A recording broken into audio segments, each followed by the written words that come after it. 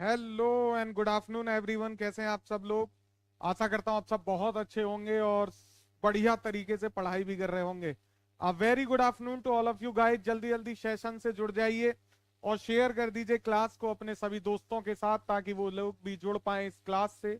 आप सभी का स्वागत, अभिनंदन आपके अपने प्लेटफॉर्म क्रैक नाउ पर। और हम लोग देख रहे हैं इम्तियाज अहमद स्पेशल, बिहार स्पेशल का ये एमसीक्यू प्रोग्राम। दो क्लासेस हम देख चुके हैं, आज क्लास नंबर 3 है और उससे आगे हम ये सेशन को देखना शुरू करेंगे। अगले क्वेश्चंस हम डिस्कस करेंगे प्यारे बच्चे। और आज जो चैप्टर 1 है वो कंप्लीट हो जाएगा, यानी इतिहास के जो स्रोत हैं, बिहार का जो इतिहास के स्रोत हैं वो वाला चैप्टर आज कंप्लीट हम कर देंगे और उससे आगे फिर हम बढ़ेंगे। और कल की क्लास के बाद फिर हम जैन और बौद्ध धर्म की तरफ प्रस्थान करेंगे, महाजनपद पर पहुंच जाएंगे और तेजी के साथ अब क्लासेस आगे बढ़ना शुरू हो जाएंगी। तो मुझे उम्मीद है सेशन आपको पसंद आ रहा है। आप लोग सेशन को अपने सभी दोस्तों के साथ शेयर करते रहा करिए, क्योंकि सबसे जरूरी ये भी है कि इतनी मेहनत अगर हो रही है तो ज्यादा से ज्यादा लोगों तक हम भी पहुंच पाए, वो भी बहुत जरूरी होता है प्यारे बच्चे। ठीक है, तो सेशन को शेयर लाइक करते रहा करो। क्लास में जुड़ते ही सबसे पहला काम होना चाहिए कि सेशन को शेयर कर दो। तो चलिए स्वागत करता हूं एक बार फिर से और क्लास का आरंभ किया जाए। Good afternoon Pawan, good afternoon Alok, a very good afternoon to all of you. Pawan कह रहे हैं सर मेरा आज एग्जाम है, मैं क्लास नहीं कर पाऊंगा। कोई बात नहीं, एग्जाम दीजिए। हम पढ़ाई इसीलिए करते हैं, कक्षाएं इसीलिए करते हैं ताकि एग्जाम दे पाए। एग्जाम जरूरी है पवन, एग्जाम दीजिए। क्लास बाद में रिकॉर्डेड भी देख सकते हो, कोई समस्या नहीं है। शुरू करते हैं आज की क्लास को और आप आंसर अपने करते जाइएगा साथ की साथ। वो भी बहुत जरूरी होता है कि आप अपने आप को टेस्ट करें, चेक करें कि किस तरीके की प्रिपरेशन है। तो चलिए क्लास 3 शुरू कर रहे हैं प्यारे बच्चे। Bihar special Imtiyaz Ahmad Ahmad MCQ series class 3 है आज। डेली लाइव क्लास होती है 2 बजे, तो आप 2 बजे लाइव क्लास में भी जुड़ने का प्रयास करा करो। काजल रॉय, गुड गुड आफ्टरनून काजल प्यारे बच्चे, वेरी गुड आफ्टरनून। सेशन को शेयर करो सारे लोग जल्दी जल्दी अपने दोस्तों के साथ। बिहार का इतिहास, और इसमें भी हम देख रहे हैं इतिहास के स्रोत। और जैसा कि मैंने आपको क्लास के शुरुआत में ही बताया, आज ये वाला चैप्टर कंप्लीट हो जाएगा और कल से हम बौद्ध और जैन धर्म को पढ़ना शुरू कर देंगे। परसों महाजनपदा को पढ़ेंगे। तो इस तरीके से अब तेजी के साथ आगे बढ़ेंगे। ये क्लास जो है कल के बाद कंप्लीट हो जाएंगी। चलिए क्वेश्चन नंबर 26 आपके सामने है। 25 क्वेश्चन हम देख चुके हैं और 26 क्वेश्चन मेरे प्यारे बच्चे आपने आंसर करना है। क्वेश्चन आपके सामने है, नालंदा के सराय टीला में उत्खनन से प्राप्त हुआ है क्या? नालंदा के सराय टीला में उत्खनन से क्या प्राप्त हुआ है? मौर्य युग का बौद्ध विहार, गुप्त काल का मंदिर, पाल काल का बौद्ध विहार या सुंग वंश का बौद्ध विहार? मेरे प्यारे बच्चे, नालंदा के सराय टीला से क्या प्राप्त हुआ है, क्वेश्चन में पूछ रहा है। जल्दी जल्दी आप लोग आंसर करते जाएंगे और मैं भी आंसर बताते जाऊंगा। अगर आप लोग आंसर करेंगे वेल एंड गुड, मैं तो डिटेल डिस्कशन करूंगा ही, डिटेल आंसर दूंगा ही। तो चलिए देखते हैं इस क्वेश्चन को। नालंदा के सराय टीला के उत्खनन से क्या प्राप्त हुआ है प्यारे बच्चे? पाल काल का बौद्ध विहार यहां से प्राप्त हुआ है। नालंदा डिस्ट्रिक्ट है बिहार का, आप सब लोग जानते हो। और यहाँ पे सराय टीला में उत्खनन हुआ। उस सराय टीला से जो पाल काल है, उसके पाल काल का जो है बौद्ध विहार यहाँ पे मिला है। तो सबसे पहले तो हमें बात करनी चाहिए पाल वंश की।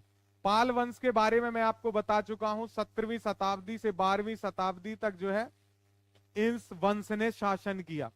और इसकी स्थापना किसने की थी? तो मैंने आपको बताया था गोपाल पाल नाम के व्यक्ति ने इसकी स्थापना की थी। कौन सी सदी में? तो 7वीं सदी में, यानी 750 ईस्वी में। 8वीं सदी इसको कह सकते हो आप, लेकिन 750 ही है तो 7वीं सदी भी आपको कहीं कहीं दिखता है।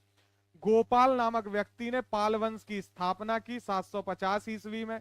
अब इस पाल वंश का जो नाम है ना प्यारे बच्चे, ये जो पाल वंश है, पहले इसको समझ लीजिए, फिर इसके बारे में डिटेल में चलेंगे जो वहां से प्राप्त हुआ। गोपाल, बिल्कुल काजल सही कह रही है। इस पाल वंश का जो पाल शब्द है, इस पाल का मतलब होता है रक्षक। क्या मतलब होता था पाल नाम का? रक्षक। तो ये नाम इसका चूंकि रक्षक था, तो इसीलिए इसी पाल नाम पे इस वंश का नाम भी पड़ गया पाल वंश। ठीक है, क्या नाम पड़ गया प्यारे बच्चे? पाल वंश इसका नाम पड़ गया। वैसे इसका मतलब होता है रक्षक, ठीक है। अंतिम शासक गोविंदपाल, बिल्कुल। अब यहाँ पे बात क्या निकल के आ रही है भाई कि कब से कब तक इसने शासन किया, तो 8 से 12वीं शताब्दी, ठीक है, 8 से 12वीं शताब्दी तक इस वंश ने शासन किया। ऐसा माना जाता है कि जो पाल वंश था ये बौद्ध धर्म का अंतिम महान समय था जब बौद्ध धर्म विकसित हुआ है, इसलिए यहां से ज्यादा क्वेश्चन बनता है, ठीक है। हमें क्यों पता होना चाहिए, ये सबसे बड़ी बात है कि हम ये पढ़ क्यों रहे हैं भाई। जब भी मैं आपसे कहता हूं कोई भी एमसीक्यू सॉल्व कर रहे हो तो सबसे पहले दिमाग में आना चाहिए कि हम ये क्वेश्चन सॉल्व क्यों कर रहे हैं, हमसे ये पूछा क्यों जाएगा। ये इसलिए पूछा जाएगा कि बिहार में बुद्ध धर्म की अपनी एक विशेषता है, बहुत महत्वपूर्ण है बिहार के लिए, बुद्ध धर्म शुरुआत वहां से हुई। तो पाल काल जो है बौद्ध धर्म का अंतिम महान जो है समय था, चरण था, जब बौद्ध धर्म विकसित हुआ। इसके बाद फिर इसमें लगातार गिरावट दर्ज हुई और पाल शासकों ने, जिन जो रक्षक शासक कहलाते थे, पाल का मतलब रक्षक था, इन्होंने बहुत ज्यादा महत्वपूर्ण योगदान दिया है बौद्ध धर्म के विकास के लिए। और इन्होंने नालंदा विश्वविद्यालय, विक्रमशिला विश्वविद्यालय और बहुत सारे जो है मेरे प्यारे बच्चे विभिन्न बौद्ध मठों को इन्होंने दान दिया। बुद्ध धर्म के जितने भी मठ होते थे सबको ये दान देते थे, उनका संरक्षण करते थे, इसलिए यहां से क्वेश्चन जो है बनता है। तो ध्यान रखेंगे, ये बात महत्वपूर्ण है, ध्यान रखेंगे। तो पाल वंश जो है मेरे प्यारे बच्चे इतना ज्यादा महत्वपूर्ण था ये बौद्ध धर्म से कि जब पाल वंश में आप घरों का निर्माण देखोगे, ये मैं क्यों डिटेल में बता रहा हूं क्योंकि क्वेश्चन बिहार में पाल कला से भी आता है ना, आपसे अलग से, जैसे मौर्यन आर्ट पूछता है वैसे ही मधुबनी पेंटिंग पूछता है मेंस में, वैसे ही पाल आर्ट भी पूछता है, पाल कला भी पूछता है। तो वहां आप इन सब चीजों का प्रयोग कर सकते हैं जो मैं बता रहा हूं। तो पाल काल जो है मेरे प्यारे बच्चे, जो पाल शासक हैं वो बौद्ध धर्म से इतने ज्यादा प्रभावित थे कि इन घरों के जो छतें होती थी उन छतों में भी स्तूप जैसी आकृति होती थी। कैसी आकृति? स्तूप जैसी आकृति। और स्तूप की छत की आकृति कैसी आपने देखी है? अंडे के समान। किसके समान? अंड शैल के समान। तो जो छतें आकृति होती थी वो भी अंड शैल के समान होती थी पाल काल में जो घर होते थे, नॉर्मल घरों की मैं बात कर रहा हूं। तो इस तरीके से आप समझेंगे कि कितना विशेष महत्व है जो है बौद्ध धर्म का पाल शासकों के ऊपर। दूसरी चीज, इनको कहते क्या थे अगर कभी पूछ ले तो इनको कहते थे बंगला छत। मेरे प्यारे बच्चे क्या कहते थे? बंगला छत कहते थे। जो पाल शासकों के घर की जो छतें होती थी वो स्तूप नुमा होती थी, इनकी आकृति अंड शैल जैसी, और इनको कहा जाता था बंगला छत। एक महत्वपूर्ण चीज ये भी है कि पालों को इतना क्यों पूछा जा रहा है, पाल से क्वेश्चन क्यों बन रहा है पाल आर्ट का। तो प्यारे बच्चे आपको पता होगा गोंड शासक जैसे शशांक, शशांक का नाम आपने बहुत सुना होगा। इस शशांक ने बहुत सारे बौद्ध जो मठ थे, बौद्ध जो रहने के स्थान थे, उनको तुड़वा दिया था इसने। तो जो गोंड शासक था शशांक और अन्य जो गौंड शासक थे, उन लोगों ने जो बौद्ध स्थानों को, बौद्ध मठों को नष्ट किया था, उनका जीर्णोद्धार करने का कार्य भी किया था पाल शासकों ने। इसलिए पाल आर्ट को बहुत जोड़ा जाता है बुद्धिज्म के साथ, और बहुत सारे क्वेश्चन बिहार में भी पाला आर्ट से बनते हैं, ठीक है। तो ये बात समझ में आई। सराय टीला में उत्खनन से प्राप्त होता है पाल काल का बौद्ध विहार, और यहीं से चर्चा चलती है कि पाल आर्ट जो है बहुत ही ज्यादा प्रभावित थी मौर्यन जो है गौतम बुद्धा से, ठीक है। मानसी, वेरी गुड आफ्टरनून प्यारे बच्चे, गुड आफ्टरनून। चलिए जल्दी जल्दी सेशन को शेयर करिए अपने सभी दोस्तों के साथ। बहुत महत्वपूर्ण सेशन है आज का। आज का सेशन पिछले 2 सेशन से ज्यादा इंपॉर्टेंट है, ध्यान से देखेंगे आज के क्वेश्चंस को। अगला क्वेश्चन है, बौद्ध साहित्य विनय पिटक एवं दीघ निकाय से जानकारी मिलती है किसके बारे में? बौद्ध साहित्य, ये दोनों ही बुद्ध के साहित्य हैं। क्लास 1 में जो मैं आपको जीके कंप्लीट सीरीज बता रहा हूं, उस क्लास 1 में मैंने आपको जब बिहार की इतिहास पढ़ा रहा था वहां बताया था कि बुद्ध साहित्य और जैन साहित्य दोनों के ही बारे, दोनों में ही बिहार के बारे में जानकारी मिलती है, बताया था मैंने। तो ध्यान रखेंगे, बुद्ध साहित्य है विनय पिटक और दीघ निकाय, इनसे जानकारी मिलती है किसके बारे में? मगध के राजतंत्र एवं वैशाली के गणतंत्रों के बारे में, मौर्योत्तर बिहार के बारे में, ए और बी दोनों के बारे में। डी कह रहा है ना ही ए और ना ही बी दोनों के बारे में। जल्दी जल्दी आंसर करेंगे। पीडीएफ कैसे दिखती है आपसे? पीडीएफ कैसे दिखाती है आपसे? हेलो सर विकास, मैं क्वेश्चन नहीं समझ रहा हूँ। विकास इस नंबर पे मैसेज कर लीजिएगा, 9718901301, इस नंबर पे मैसेज करिएगा। इस क्लास में कोई और बात नहीं होगी, क्योंकि बहुत लिमिटेड टाइम के लिए, 1 घंटे के लिए क्लास होती है। ज्यादा से ज्यादा इंफॉर्मेशन मैं देना चाहता हूँ। कोई भी डाउट है इस नंबर पे मैसेज करेंगे, अभी क्लास करेंगे बस। ठीक है, चलिए दोनों होगा, सी ऑप्शन आ रहा है, very good very good. Application से पीडीएफ विकास समझा दूंगा, इस नंबर पे कॉल मैसेज करिएगा। चलिए सी, बिल्कुल, मगध के राजतंत्र एवं वैशाली के गणतंत्रों के बारे में, मौर्योत्तर बिहार के बारे में, बौद्ध साहित्य, विनय पिटक और दीघ निकाय में जानकारी मिलती है। आ जाओ, ध्यान से देखो, इधर आओ मेरे साथ। सारे लोग आएंगे यहाँ पे, सारे लोग बोर्ड पे ध्यान देंगे मेरे प्यारे बच्चे। और सबसे पहले तो ये समझेंगे ये दीघ निकाय क्या है। विनय पिटक पे आऊंगा, दीघ निकाय समझिए, क्योंकि कहीं कहीं ये दीर्घ निकाय भी लिखा दिखता है। कहां कहां दीर्घ निकाय, तो आप सोचते होंगे कि यहाँ पे ये गलत लिखा हुआ है। नहीं मेरे प्यारे बच्चे, दीघ निकाय जो शब्द है और दीर्घ निकाय जो शब्द है, दीघ निकाय जो है प्राकृत भाषा का शब्द है। कौन सी? प्राकृत भाषा का शब्द है, सही शब्द दीघ निकाय है। और ये जो दीर्घ निकाय है ये संस्कृत भाषा का शब्द है। तो जो दोनों ही सही हैं, लेकिन असल में प्रयोग दीघ निकाय का किया गया है बौद्ध धर्म के संबंध में, क्योंकि बौद्ध धर्म प्राकृत भाषा में ज्यादा अपने जो है भाषण दिए हैं, सभी बातें की है। पहली चीज तो ध्यान रखेंगे, संस्कृत वर्ड है दीर्घ निकाय, हिंदी जो प्राकृत वर्ड है दीघ निकाय। अब ये दीघ निकाय है क्या? तो बौद्ध ग्रंथ आपने देखा होगा जिसका नाम है त्रिपिटक। मेरे प्यारे बच्चे, क्या नाम है? त्रिपिटक, है ना। विनय पिटक, सुत्त पिटक और अभिधम पिटक, सबको मालूम है। सारे लोग सेशन को शेयर करते जाएंगे। दार्शनिक है सर, बिल्कुल। तो बुद्ध पिटक, विनय पिटक, भुलवा दिया मेरे को, विनय त्रिपिटक है। तो विनय पिटक, सुत्त पिटक और अभिधम पिटक, ठीक है। तो उस जो त्रिपिटक है मेरे प्यारे बच्चे, उस त्रिपिटक का जो सुत्त पिटक है ना, त्रिपिटक का जो सुत्त पिटक है, उस सुत्त पिटक का एक भाग है दीघ निकाय, ठीक है। कौन सा भाग है? प्रथम भाग। तो सुत्त पिटक का प्रथम निकाय है, कौन सा? प्रथम निकाय। क्या नाम है इसका? दीघ निकाय। बात समझ में आ गई? त्रिपिटक है, बुद्ध, सुत्त, विनय, सुत्त और अभिधम पिटक। उसमें से जो सुत्त पिटक है, उस सुत्त पिटक का प्रथम निकाय है दीघ निकाय, और इस दीघ निकाय में जानकारी मिलती है, ठीक है। ध्यान रखेंगे। नमस्कार Shahnawaz, very very. Prakrit, Tripitaka, good afternoon all friend, good afternoon everyone. जल्दी जल्दी सेशन को शेयर करेंगे। तो दीर्घ निकाय में ध्यान रखेंगे कुल 34 सूत्र है मेरे प्यारे बच्चे। कितने सूत्र हैं? 34 सूत्र हैं इस दीर्घ निकाय में। और इसी सूत्रों में जो है, इन सूत्रों के आकार बहुत लंबे लंबे हैं, इसलिए इसको क्या कहा गया? सूत्रों के आकार लंबे हैं, और लंबे को क्या कहा जाता है? दीर्घ कहा जाता है। इसी वजह से जो है इसका नाम पड़ गया दीर्घ निकाय। नहीं तो ये प्रथम निकाय है सुत्त पिटक का, और इसमें 34 सूत्र हैं, और ये सूत्र हैं बहुत लंबे लंबे, तो उनको कहा गया बहुत दीर्घ है, तो इसलिए इसका नाम पड़ गया दीर्घ निकाय। कॉन्सेप्ट समझ में आया? तो इसीलिए इसका नाम क्या पड़ गया प्यारे बच्चे? दीर्घ निकाय पड़ गया। इसमें कोई कंफ्यूजन? तो इस दीर्घ निकाय में जानकारी मिलती है मेरे प्यारे बच्चे मगध के राजतंत्र और वैशाली के गणतंत्रों के बारे में, और मौर्योत्तर बिहार के बारे में। अब बात कर लेते हैं विनय पिटक के बारे में। सुत्त पिटक की बात कर ली, विनय पिटक क्या है? ये भी एक बौद्ध ग्रंथ है। ये तो पिटक में ही लिखा हुआ है, तो यहां तो दिक्कत होगी नहीं। बौद्ध ग्रंथ है ये भी। विनय पिटक, सुत्त पिटक और अभिधम पिटक। विनय पिटक एक बौद्ध ग्रंथ है ना, जो त्रिपिटक बनाते हैं उनमें से एक है। और इस ग्रंथ का प्रमुख विषय क्या है प्यारे बच्चे? तो हमेशा ध्यान रखिएगा, इसका विषय है विहार करने वाले जो भिक्षु हैं, भिक्षुणी हैं, उनके बारे में। जितने भी बौद्ध भिक्षु और भिक्षुणी थे मेरे प्यारे बच्चे, उनके संबंध में इसमें चर्चा है। किसमें? विनय पिटक में। ये क्वेश्चन पूछ लेता है हमेशा कि विनय पिटक का जो है क्या विषय वस्तु है। तो ध्यान रखेंगे, विनय पिटक का शाब्दिक अर्थ होता है अनुशासन की टोकरी।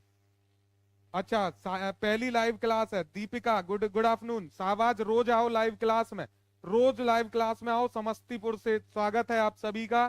तो याद रखेंगे, विनय पिटक का मतलब क्या है मेरे प्यारे बच्चे? विनय पिटक का मतलब है अनुशासन की टोकरी। किसकी टोकरी?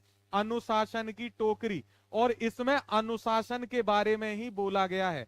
विनय पिटक के बारे में क्या दिया गया है? तो इसमें दिया गया है कि कैसे रहना है। तो जो भी भिक्षु और भिक्षुणी जो बौद्ध धर्म से संबंधित थे, और जो अनुयायी थे, भगवान बुद्ध के शिष्य थे, वो कैसा आचरण करेंगे, वो कैसा अनुशासन और नियमों का पालन करेंगे, उन सभी से संबंधित जानकारी विनय पिटक में मिलती है, यानी अनुशासन से संबंधित जानकारी।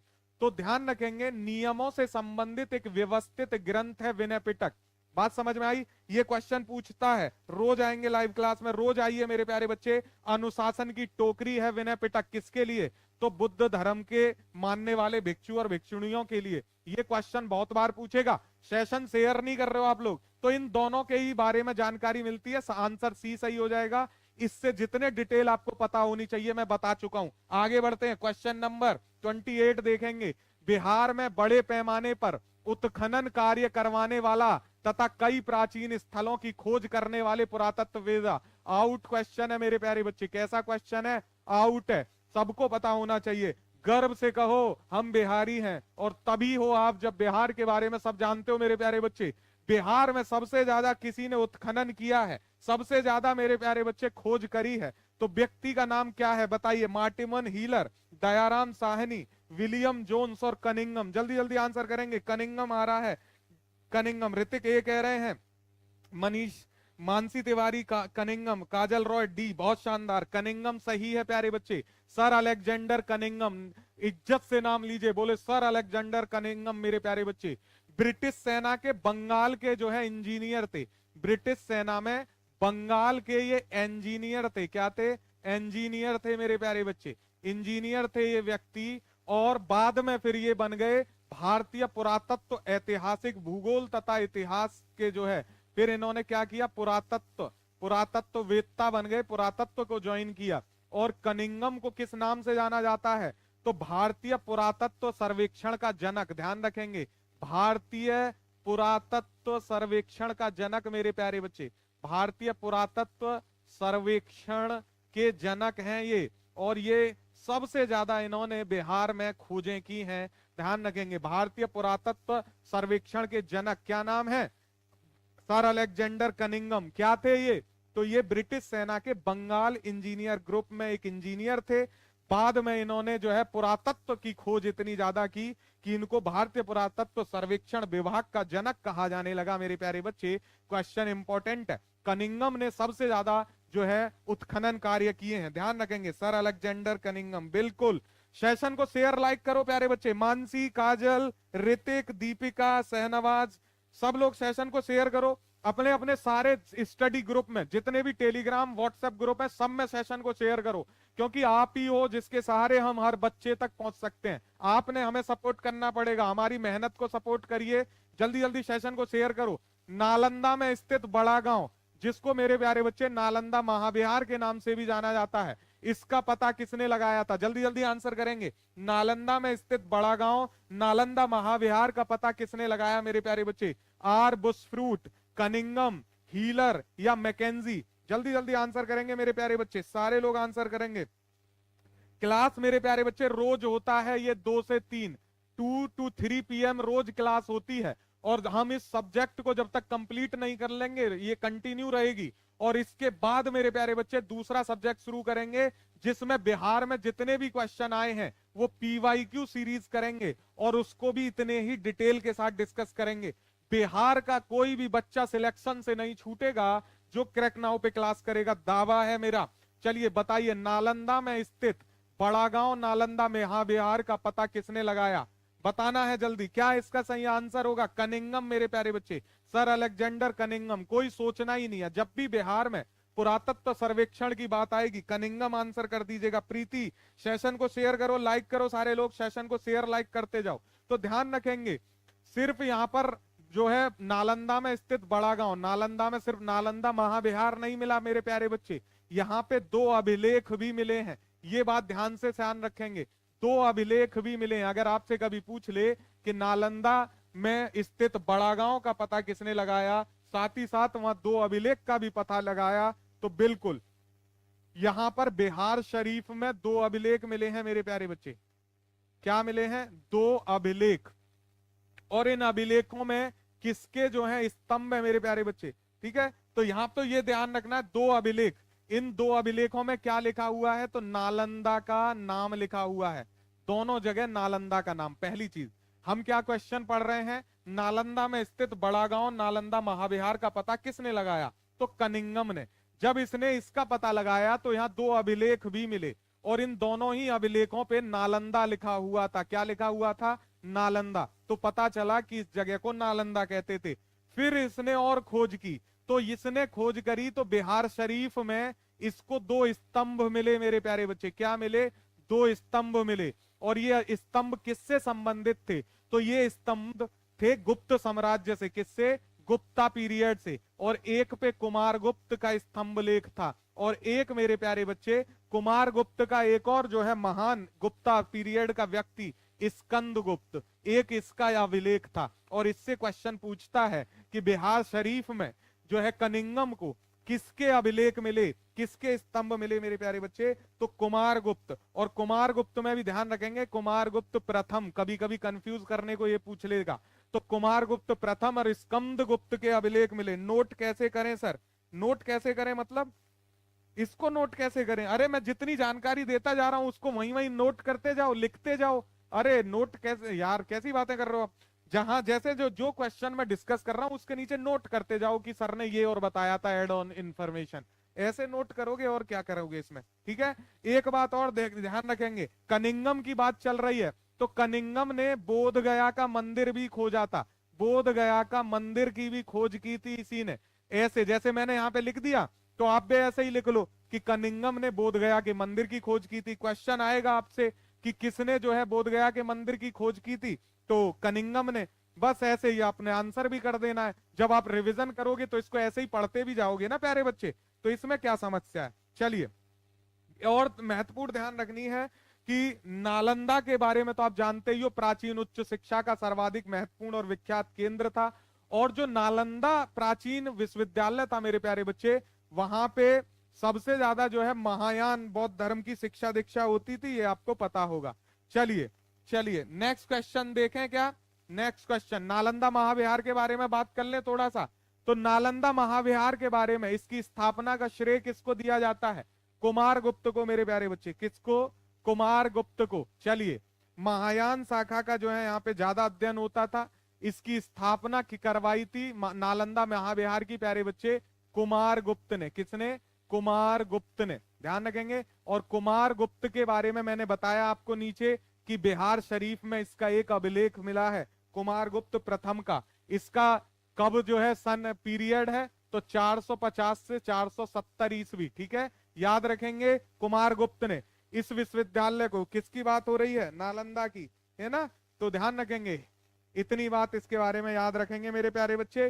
फिर बाद में जो नालंदा महाविहार है, नालंदा महाविहार है जो, इसकी ध्यान रखना है, इसको हर्षवर्धन ने भी सपोर्ट किया था। हर्षवर्धन ने भी संरक्षण दिया था। यहां से क्वेश्चन बनता है। और पाल पीरियड के बारे में बता चुका हूं, पाल वंश ने भी इसको समर्थन दिया था। 400, बहुत शानदार, क्या बात है, एकदम जबरदस्त, बहुत बढ़िया मानसी, बहुत शानदार, क्या बात है, जबरदस्त। चलिए नेक्स्ट क्वेश्चन देखेंगे। नेक्स्ट क्वेश्चन, पुरातत्व वेदा कनिंगम ने बिहार में किसकी खोज की? देखो एक और क्वेश्चन आया। कनिंगम बहुत महत्वपूर्ण है बिहार के लिए, और ये मैंने क्वेश्चन नहीं बनाए हैं, ये मेरे प्यारे बच्चे किस पुस्तक में है? इम्तियाज अहमद। और बिहार के लिए किसी भी सिलेक्टेड बंदे से पूछ लो, किसी भी टीचर से पूछ लो, वो ये जरूर कहेगा कि बिहार स्पेशल पढ़ना है तो इम्तियाज अहमद जरूर पढ़िएगा। और इम्तियाज अहमद को भी डिटेल में पढ़ना है तो मेरे प्यारे बच्चे क्रैकनाउ जरूर पढ़िएगा, क्योंकि क्रैकनाउ जितना डिटेल में इम्तियाज अहमद को पढ़ा रहा है कहीं आपको नहीं मिलेगा, मैं दावा कर सकता हूं।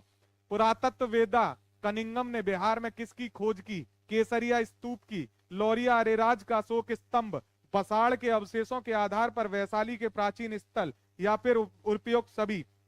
डी आंसर आ रहा है, डी आंसर आ रहा है। बहुत शानदार, बहुत शानदार, बहुत बढ़िया। चलिए अब जान लेते हैं सबसे पहले केसरिया स्तूप के बारे में। खोज तो की किसने? कनिंगम ने, बिल्कुल। लेकिन क्या हम इतना पढ़ेंगे? नहीं मेरे प्यारे बच्चे, हमें डिटेल में पढ़ना है। किसमें? डिटेल में। तो केसरिया स्तूप कहां है मेरे प्यारे बच्चे? पूर्वी चंपारण में है। कहां है? पूर्वी चंपारण में है। और इसके बारे में हमें क्या पता होना चाहिए? इसके बारे में मेरे प्यारे बच्चे हमें पता होना चाहिए कि इसका निर्माण कब हुआ था। तो तीसरी शताब्दी में मेरे प्यारे बच्चे। कब? तीसरी शताब्दी में इसका निर्माण कार्य शुरू हुआ था। और महत्वपूर्ण बात इसके बारे में क्या हो सकती है मेरे प्यारे बच्चे, इसके बारे में आपको यहाँ ध्यान रखना है, विश्व का सबसे ऊंचा उत्खनन स्तूप है ये। कैसा? विश्व का सबसे ऊंचा उत्खनन स्तूप, विश्व का सबसे ऊंचा मेरे प्यारे बच्चे, विश्व का सबसे ऊंचा उत्खनन स्तूप है ये। इंपॉर्टेंट है, ध्यान रखेंगे। विश्व का सबसे ऊंचा उत्खनन स्तूप, यानी जिसकी खोज करके निकाला गया और विश्व का सबसे ऊंचा है। अब आप कहेंगे सर इतना कितना ऊंचा है मेरे प्यारे बच्चे, तो लगभग 51 फीट। कितना है? 51 फीट के बराबर इसकी हाइट है। मीटर में आप देखोगे मेरे प्यारे बच्चे, तो मीटर में ये हो जाता है 32 मीटर। कितना? लगभग 32 मीटर के बराबर इसकी हाइट है। विश्व का सबसे ऊंचा उत्खनन स्तूप होने का इसका अनुमान लगाया जाता है, ध्यान रखेंगे। और इसके बारे में क्या महत्वपूर्ण है जो पता होना चाहिए, इसका जो आधार है मेरे प्यारे बच्चे, ये बहुभुज आधार का है। कैसा है? बहुभुज आकार है इसका। कैसा आकार है? बहुभुज आकार है मेरे प्यारे बच्चे, अर्थात बहुभुज आकार की ईंटों से ये ढका हुआ है। ध्यान रखेंगे। 51 फीट 32 मीटर, वह बहुत शानदार। 51 52 जो भी, क्या बात है मानसी, जबरदस्त, बहुत शानदार, बहुत बढ़िया पढ़ रही हो आप, बहुत शानदार। आप अच्छे से मेहनत करते रहो, ये जो है आपका रिजल्ट होगा।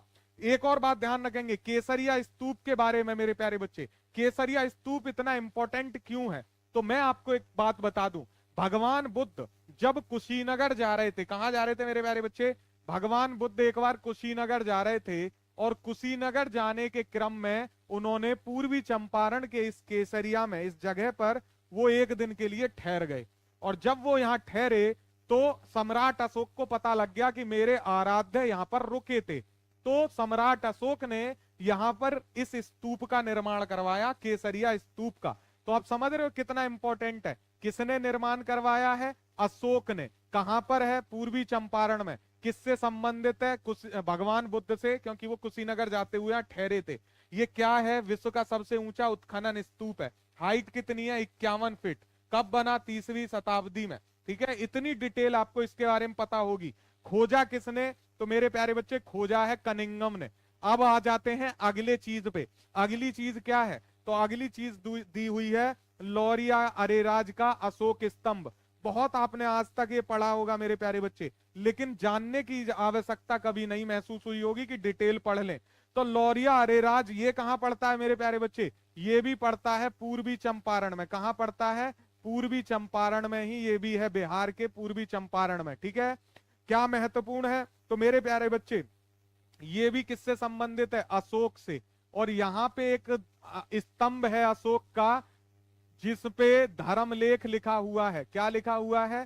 धर्मलेख लिखवाया हुआ है अशोक ने, वो भी यहाँ पर मिलता है। तो लौरिया अरेराज का ये मेरे प्यारे बच्चे अशोक स्तंभ, जिस पे धर्मलेख लिखवाया अशोक ने, और ये मेरे प्यारे बच्चे 249 ईसा पूर्व में लगाया गया था, जो आज भी सुरक्षित है। ठीक है, तो ये ध्यान रखेंगे। 249 ईसा पूर्व में लौरिया अरेराज का ये अशोक स्तंभ कहां पर है मेरे प्यारे बच्चे? तो ये है पूर्वी चंपारण डिस्ट्रिक्ट में। इसके अनुसार और लोगों का मानना है कि ये कब बनवाया गया? तो जब सम्राट अशोक का राज्याभिषेक हो चुका है मेरे प्यारे बच्चे, राज्याभिषेक के बाद। ठीक है, ये क्वेश्चन बिहार का फेवरेट होता है कि राज्याभिषेक के कितने वर्ष बाद ये स्तंभ लेख लिखवाया? तो 26 वर्ष बाद मेरे प्यारे बच्चे। कब? 26 वर्ष बाद। ध्यान रखेंगे इतनी बात। कहां पर है? पूर्वी चंपारण डिस्ट्रिक्ट में। सेशन को शेयर नहीं कर रहे हो, लोगों की संख्या कम क्यों होती जा रही है? कम क्यों हो रही है? आप इंटरेस्टेड नहीं हो, मैं अच्छा नहीं पढ़ा रहा? जल्दी बताओ मुझे। क्लास पसंद नहीं आ रही क्या मेरे प्यारे बच्चे? है ना, पसंद नहीं आ रही तो मुझे बताओ। पसंद नहीं आ रही क्लास तो बताओ, फिर शेयर क्यों नहीं कर रहे हो? 36.5 फीट ऊंचा है, और इसका वेट है मेरे प्यारे बच्चे 34 टन। कितना वेट है? 34 टन इसका वेट है। इतनी बात इसके बारे में जानकारी याद रखेंगे, इससे ज्यादा और कुछ पूछेगा नहीं। एक चीज पूछ लेगा कभी, इस अशोक स्तंभ के ऊपर सिंह का आकृति नहीं है। सिंह आकृति अनुपस्थित है, क्योंकि वो टूट के गिर गई थी मेरे प्यारे बच्चे। सिंह आकृति अलग हो गई थी, तो अब उस सिंह आकृति को उठा के कोलकाता संग्रहालय में रख दिया गया है। तो ये ध्यान रखेंगे, अशोक स्तंभ, लौरिया अरेराज का जो अशोक स्तंभ है, इस पे जो ऊपर सिंह आकृति होती है, वो ऊपर का सिंह इस पे उपस्थित नहीं है। शेयर किए हो, शेयर किए हो तो फिर क्यों जो है लोग नहीं जुड़ रहे हैं? शेयर कर रहे हो। अच्छा नहीं लग रही क्लास? अच्छी नहीं लग रही क्या प्यारे बच्चे? बताओ दीपिका, मानसी, शहनवाज, बताओ क्लास बढ़िया नहीं लग रही आपको? पसंद नहीं आ रही? अगला है बसाड़ के अवशेषों के आधार पर वैशाली के प्राचीन स्थल। मेरे प्यारे बच्चे इसको भी देख लीजिए। तो बसाड़ क्या है ध्यान रखेंगे, बसाड़ वैशाली का पुराना नाम है। ये अगर आपको ना पता हो तो कई बार आपको बसाड़ तो देखा होगा लेकिन रटते हैं ना हम लोग, रटते रहते हैं, समस्या यहां हो जाती है। अच्छा क्लास आज आ जा रहे हैं? नहीं, क्या आ जा रहे हैं समझ नहीं पा रहा हूं। बसाड़ वैशाली का प्राचीन नाम है मेरे प्यारे बच्चे। कनिंगम राजा जो है, कनिंगम, कनिंगम ने इसको भी खोजा है। तो कनिंगम कहता है कि ये जो वैशाली है, ये वैशाली जो नाम पड़ा ये राजा विशाल के कारण पड़ा है, ये भी कनिंगम ने दावा किया था। तो और वैशाली किसकी जो है राजधानी थी मेरे प्यारे बच्चे? तो लिच्छवियों से संबंधित रही है, ये आप जानते हो, है ना। तो इस तरीके से आप सारी चीजों को इंटरलिंकिंग करके पढ़ सकते हो। और लिच्छवी 6ठी शताब्दी ईसा पूर्व में एक प्रमुख गण था, ये भी आप जानते हो। और लोग नहीं किए हैं, और लोग कर दीजिए। चलिए नेक्स्ट क्वेश्चन देखेंगे। विदेह के राजा जनक ने निष्क या सुवर्ण या सतनाम उपहार में दिए, ये कहां वर्णित है मेरे प्यारे बच्चे? विदेह के राजा जनक ने निष्क या सुवर्ण या सतनाम उपहार में दिए, ये कहां वर्णित है? ब्रह्मधारणक उपनिषद, शतपथ ब्राह्मण, छांदोग्य उपनिषद या उपयुक्त में से कोई नहीं? जल्दी जल्दी आंसर करेंगे सारे लोग। और जिन लोगों ने क्लास शेयर नहीं की है वो शेयर कर दीजिए। क्लास जिन्होंने शेयर नहीं की है, मैं इतनी मेहनत कर रहा हूं, आप लोग क्लास भी शेयर नहीं कर रहे हो, गलत बात है। देखो जो है मानसी कह रही है और लोग शेयर नहीं कर रहे हैं। बी आंसर आ रहा है, बी आंसर आ रहा है, शतपथ ब्राह्मण आंसर आ रहा है। बहुत शानदार, बहुत शानदार। विदेह के राजा जनक ने निष्क या सुवर्ण सतनाम उपहार में दिए, ये मेरे प्यारे बच्चे शतपथ ब्राह्मण में इसका उल्लेख आता है, बिल्कुल। और बिहार के बारे में, बिहार के बारे में मेरे प्यारे बच्चे प्रथम जो जानकारी मिलती है, बिहार के बारे में प्रथम जानकारी ध्यान रखेंगे, बिहार के संदर्भ में, बिहार के संदर्भ में प्रथम जानकारी आपको कहां से मिलती है? वो शतपथ ब्राह्मण से मिलती है ना। बिहार के संदर्भ में प्रथम जानकारी कहां से मिलती है? शतपथ ब्राह्मण से ही मिलती है। और इसमें कहा गया कि विदेह के राजा जनक ने निष्क या सुवर्ण सतनाम उपहार में दिए, शतपथ ब्राह्मण में ऐसा कहा गया। और जो राजा जनक थे मेरे प्यारे बच्चे, इनको जो है साम्राज्य का सबसे यशस्वी और जो है सबसे सर्वाधिक महत्वपूर्ण राजा माना जाता है, ठीक है। तो ये इंपॉर्टेंट बात है, शतपथ ब्राह्मण यहां सही हो जाता। चलिए नेक्स्ट क्वेश्चन देखेंगे। बिहार से प्राप्त मौर्य अभिलेखों की लिपि क्या है मेरे प्यारे बच्चे? जल्दी जल्दी आंसर करेंगे। शतपथ, क्या बात है ऋतिक। ऋग्वेद वो अलग है मेरे प्यारे बच्चे, बिहार के संदर्भ में। ऋग्वेद में क्या जानकारी मिली है? यही तो दिक्कत हो सकती है। ऋग्वेद में मेरे प्यारे बच्चे क्या कहा गया है? ऋग्वेद में कहा गया बिहार को, कि बिहार को क्या किरात, है ना, क्या कहा गया? किरात या कीकट, इस क्षेत्र के बारे में कहा गया, है ना। और व्रात्य कहा गया इस क्षेत्र के निवासियों को अथर्ववेद में, है ना। और मेरे प्यारे बच्चे अगर पूछे बिहार के संदर्भ में जानकारी पहली बार, ये तीनों लोग क्लियर कर लीजिए। बिहार के संदर्भ में पहली प्रथम जानकारी, ये तीनों बातें अलग अलग हैं। ऋतिक आप क्लियर करो। ऋतिक आप यहाँ ऑफलाइन क्लास में आते हो तो आप तो डाउट में कैसे रह सकते हो? बिहार के संदर्भ में प्रथम जानकारी मेरे प्यारे बच्चे ये शतपथ ब्राह्मण है ना, शतपथ ब्राह्मण। देखिए इसको समझिए, इसमें क्या डिफरेंस है। देखिए फिर से देखिए, ऋग्वेद के में बिहार शब्द का प्रयोग, जो बिहार है उसको किरात या कीकट बोला गया, ये एक अलग चीज है। बिहार के निवासियों को अर्थवेद में या पंचविश में व्रात्य बोला गया है निवासियों को।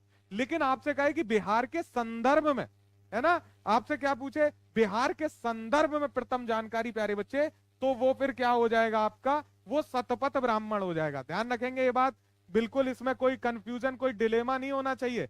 ऐसे अगर कंफ्यूज हो गए तो फिर मेरे पढ़ाने का आपको क्या फायदा होगा? वो तो किताब से पढ़ लोगे आप, है ना। चलिए, गॉट इट, वेरी गुड। कीकट, मानसी, शानदार। एक एक डाउट क्लियर होना चाहिए। चलिए, बिहार से प्राप्त मौर्य अभिलेखों की क्या है? इसका आंसर किया है आप लोगों ने? ए बी ए कर रहे हैं सब लोग, गलत, गलत आंसर है एकदम। बिहार से प्राप्त मौर्य अभिलेखों की लिपि कल की क्लास में बताई थी कि मेरे प्यारे बच्चे ब्राह्मी लिपि है। कौन सी लिपि है? ब्राह्मी है। तो जब यहाँ ब्राह्मी ऑप्शन में ही नहीं है तो ए बी क्यों कर रहे हो आप लोग? ए बी क्यों कर रहे हो? गलत है। खरोष्टी। क्या बात कर रही हो मानसी? कल की क्लास नहीं करी क्या आपने? क्लास नंबर 2 करिए, फिर इम्तियाज अहमद की क्लास नंबर 2 करके आएंगे, तब पता चलेगा। ब्राह्मी लिपि है। और खरोष्टी के बारे में मैंने बताया था, जब खरोष्टी पूछेगा तो 2 जगह का नाम देगा। सिर्फ 2 ही ऐसे अभिलेख हैं जहां पे खरोष्टी लिपि का प्रयोग है, और वो आप अपवाद है। इसलिए मेरे प्यारे बच्चे वहां से आप कोई क्वेश्चन नहीं लेंगे, ठीक है? तो वो है अपवाद, और अपवाद को कभी क्वेश्चन में नहीं माना जाता है, ये आपने ध्यान रखना है। अपवाद है वो। और मैंने कितनी बार कहा है आपको कि अपवाद को आप आंसर करते हुए ध्यान नहीं देंगे, ठीक है? चलिए, तो यहां पे क्या आंसर सही हो जाएगा? ब्राह्मी हो जाएगा। ब्राह्मी हो जाएगा मेरे प्यारे बच्चे।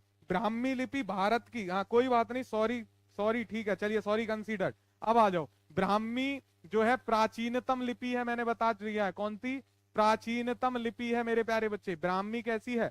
प्राचीनतम लिपियों में से एक है। और अब अशोक ने इसका प्रयोग किया। ये किधर से किधर लिखी जाती थी मेरे प्यारे बच्चे? जल्दी से बताएंगे। तो बाएं से दाएं लिखी जाती थी, ये बाएं से दाएं। और खरोष्टी लिपि कैसी थी? जो दाएं से बाएं लिखी जाती थी, दाएं से बाएं। इसीलिए खरोष्टी लिपि कम फेमस हुई और जो है ब्राह्मी ज्यादा फेमस हुई है। चलिए आगे बढ़ेंगे, आगे बढ़ेंगे। बिहार से प्राप्त पहला द्विभाषी अभिलेख किस मध्यकालीन शासक से संबंधित है? बहुत इंपॉर्टेंट क्वेश्चन है, आउट क्वेश्चन है, इसमें डिटेल में हम इस क्वेश्चन को पढ़ेंगे। जल्दी जल्दी आंसर करेंगे, जल्दी जल्दी आंसर करेंगे सारे लोग। बिहार से प्राप्त पहला द्विभाषी अभिलेख किस स्थान मध्यकालीन शासक से संबंधित है? बताना है। बाबर, शेरशाह, अकबर, शाहजहां। बताइए बताइए। खरोष्टी दाएं से बाएं, बिल्कुल जल्दी आंसर करो इस क्वेश्चन का। सी आंसर आ रहा है, सी आ रहा है, गलत है। शेरशाह सही होगा प्यारे बच्चे। बी आंसर सही होगा। शेरशाह करेक्ट आंसर होगा। प्रीति सी करें नहीं, शेरशाह सूरी मेरे प्यारे बच्चे, शेरशाह सूरी। आइए इसके बारे में जान लेते हैं। 486 से 1543 मेरे प्यारे बच्चे, 486 से 1543। और क्या ये शेर की तरह जिया है ये आदमी? बचपन का नाम था फरीद खां मेरे प्यारे बच्चे, फरीद खां, जो कि एक पठान था और काम करना शुरू किया एक सेनापति के रूप में बाबर की टीम में, है ना? बाबर की सेना में एक सेनापति बना। पहले एक जो है सैनिक था, नाम मात्र का एक छोटा सा सैनिक, सैनिक से बना सेनापति, सेनापति से बना राज्यपाल मेरे प्यारे बच्चे बिहार का। तो एक छोटा सा आदमी अगर उसकी लगन मेहनत बहुत जबरदस्त हो तो किस तरीके से वो जो है मेहनत करके बड़ा बन सकता है। आपके अंदर चाह है तो आप कैसे जो है अपनी राह को प्राप्त कर लेंगे, ये शेरशाह सिखाता है। एक सैनिक से सेनापति और सेनापति से राज्यपाल अपने आप में बहुत बड़ी उपलब्धि है मेरे प्यारे बच्चे, ठीक है? तो ध्यान रखेंगे 1537 में जब ये बिहार का राज्यपाल बन गया, 1537 में जब हुमायूं कहीं घूमने गए हुए थे मेरे प्यारे बच्चे, तो 1537 में हुमायूं गए घूमने और इसने क्या कर लिया, इसने मेरे प्यारे बच्चे बिहार पे अपना वंश स्थापित कर दिया, सूरी वंश, है ना? फिर उसके बाद जब हुमायूं आया 1539 में तो लड़ाई भी की और मेरे प्यारे बच्चे चौसा की लड़ाई में हरा दिया इन्होंने हुमायूं को। कहां की लड़ाई? चौसा की लड़ाई। ध्यान रखेंगे, ये डेट बहुत इंपॉर्टेंट है इसीलिए मैं बता रहा हूं। और इसमें कौन विजय हुआ? शेरशाह विजित हुआ मेरे प्यारे बच्चे, शेरशाह विजित हुआ, शेरशाह जीता। इसमें एक बात इंपॉर्टेंट है, इसको ध्यान रखेंगे। उसके बाद क्या होता है मेरे प्यारे बच्चे? हुमायूं को जो है भागना पड़ा, है ना? हुमायूं भागा। फिर 1540 में मेरे प्यारे बच्चे फिर इनका और शेरशाह का जो है युद्ध हुआ और हुमायूं को फिर हराया इसने मेरे प्यारे बच्चे। और जब 1540 में इसने हुमायूं को हराया तब इसने जो है शेर खान की उपाधि धारण की है। कौन सी उपाधि मेरे प्यारे बच्चे? तब इन्होंने जो है उपाधि धारण की, शेर खान कहा खुद को। और मेरे प्यारे बच्चे इसके बाद फिर इनकी एक और लड़ाई हुई है जो बहुत महत्वपूर्ण है। और वो लड़ाई कब हुई मेरे प्यारे बच्चे? 1545 में। कब हुई? 1545 में मेरे प्यारे बच्चे। और ये है कालिंजर, कालिंजर का अभियान। कहां का अभियान? कालिंजर अभियान मेरे प्यारे बच्चे। और इस कालिंजर अभियान में ये किसके साथ थे? तो कीर्ति वर्मन द्वितीय। कहां का राजा था कीर्ति वर्मन द्वितीय मेरे प्यारे बच्चे? चंदेल वंश का। कीर्ति वर्मन द्वितीय कहां का? चंदेल वंश। उससे ये बुरी तरह हार गए और इनकी यहाँ पर मृत्यु हो गई 1545 बिल्कुल। यहाँ भी ये 45 कर लीजिएगा क्योंकि 43 तक इनका अच्छा समय रहता है, इसलिए 43 लिखते हैं। 1545 जो है यहीं पर इनकी जो है मृत्यु हुई, बेरहमी से हार गए ये 1545 में कालिंजर युद्ध। तो चौसा की लड़ाई, कालिंजर की लड़ाई, ये बहुत महत्वपूर्ण है शेरशाह के लिए। बाकी शेरशाह के बारे में डिटेल में आगे पढ़ेंगे। आप तो सेशन को बहुत बढ़िया, बहुत बढ़िया, मर जाते हैं, बढ़िया काजल, क्या बात है, आप लोग एकदम अद्भुत हो। बस सेशन को शेयर नहीं करते, ये मेरी नाराजगी आपसे रहेगी। आप इस तरीके से करोगे कैसे काम चलेगा, सेशन को शेयर तो करो बच्चे। चलिए, वह मुगल शासक कौन था जिसके अभिलेख बिहार में मिले हैं? मेरे प्यारे बच्चे, कौन सा है वह पहला मुगल शासक की बात हो रही है? कैसी? पहला मुगल शासक। वह पहला मुगल शासक कौन था जिसके अभिलेख बिहार में मिले हैं? ध्यान से सुनेंगे, ध्यान से सुनेंगे मेरे प्यारे बच्चे, इंपॉर्टेंट क्वेश्चन है। पहला मुगल शासक बाबर, हुमायूं, अकबर या जहांगीर? ध्यान क्या रखना है इसमें? ध्यान ये रखना है वो पहला मुगल शासक मेरे प्यारे बच्चे, वो पहला मुगल शासक जिसके अभिलेख बिहार में मिले हैं, है ना? ये क्वेश्चन को अच्छे से समझिएगा, जिसके अभिलेख बिहार में मिले हैं वो कौन है, ये आंसर आपने करना है मेरे प्यारे बच्चे। डी आंसर आ रहा है? नहीं नहीं नहीं नहीं, गलत है ये आंसर। इसका सही आंसर होगा मेरे प्यारे बच्चे अकबर। क्या होगा? अकबर, जलालुद्दीन मोहम्मद अकबर मेरे प्यारे बच्चे, जलालुद्दीन मोहम्मद अकबर। सी आंसर, प्रीति का आंसर ठीक है। जलालुद्दीन मोहम्मद अकबर पहला मुगल शासक था जिसके अभिलेख बिहार में मिलते हैं। अब अकबर के बारे में आप याद रखेंगे तो अकबर कौन था मेरे प्यारे बच्चे? बाबर का पोता और हुमायूं का बेटा, ठीक है? बाबर का पोता, हुमायूं का बेटा, और किसका बेटा मेरे प्यारे बच्चे? हुमायूं के बाद हमीदा बानो का। किसका? हमीदा बानो, इनकी मां का नाम था। तो ध्यान रखेंगे ये अकबर के बारे में इतनी बातें। जलालुद्दीन मोहम्मद अकबर। अब बाबर की बात आती है तो बाबर कौन है? मुगल वंश का संस्थापक मेरे प्यारे बच्चे, भारत में मुगल वंश को लेके आने वाला बाबर। और किस वंश से था? तैमूरी वंश से मेरे प्यारे बच्चे। तो तैमूरी वंशावली का मुगल कौन, अकबर कौन सा हुआ? तो तीसरा हुआ, थर्ड वंश हुआ। और तैमूरी वंशावली का बाबर, उसका बेटा हुमायूं, उसका बेटा अकबर मेरे प्यारे बच्चे। अब बात आती है बिहार में यहां से क्वेश्चन क्या क्या बनता है। तो अकबर के नवरत्न से क्वेश्चन बनता है, नोट करेंगे इनको। अकबर का सबसे बड़ा एक पहला जो था नवरत्न, ये अपने अपने विषय के पारंगत होते थे और महत्वपूर्ण व्यक्ति होते थे। एक इसमें था मेरे प्यारे बच्चे अबुल फजल, और इसको क्यों याद रखेंगे? तो इसकी पुस्तक है एक अकबरनामा। कौन सी पुस्तक है? अकबरनामा मेरे प्यारे बच्चे, यहां से क्वेश्चन पूछता है ना? और दूसरी पुस्तक है आईन ए अकबरी। कौन सी? आईन ए अकबरी। ये दो पुस्तक हैं, ये नवरत्नों में से एक था, यहां से क्वेश्चन बनता है। दूसरा मेरे प्यारे बच्चे नवरत्न था फैजी। क्या नाम था दूसरे का? फैजी। और फैजी क्यों इंपॉर्टेंट है मेरे प्यारे बच्चे? तो फैजी ये कौन था पहले तो ये पता होना चाहिए। तो अबुल फजल का भाई था फैजी, और ये मेरे प्यारे बच्चे फारसी में कविताएं करता था। तीसरा था मेरे बच्चे मियां तानसेन, और तानसेन को आप जानते हो इसके बराबर शानदार सिंगर कोई नहीं हुआ। ऐसा कहते हैं कि तानसेन जब राग गाया करता था तो ये जो है चिराग जला देता था मेरे प्यारे बच्चे। फिर एक व्यक्ति थे राजा बीरबल, राजा की उपाधि दी गई थी, और बीरबल थे ये, बीरबल। बीरबल को आप सब लोग समझते होंगे कि ये जो है अकबर के सेनापति थे, तो ऐसा नहीं है, मंत्री बोलते हैं बहुत सारे लोग इनको, है ना? तो ये राजा जो थे, ये बीरबल जो थे, ये एक विदूषक थे मेरे प्यारे बच्चे। क्या थे? विदूषक। और विदूषक किसको कहा जाता है? तो आज की भाषा में जोकर, है ना, जो हंसाने का काम करते हैं। तो ये विदूषक थे और अकबर के सलाहकार भी थे। एक व्यक्ति जो बिहार के संदर्भ में बहुत महत्वपूर्ण है, राजा टोडरमल मेरे प्यारे बच्चे।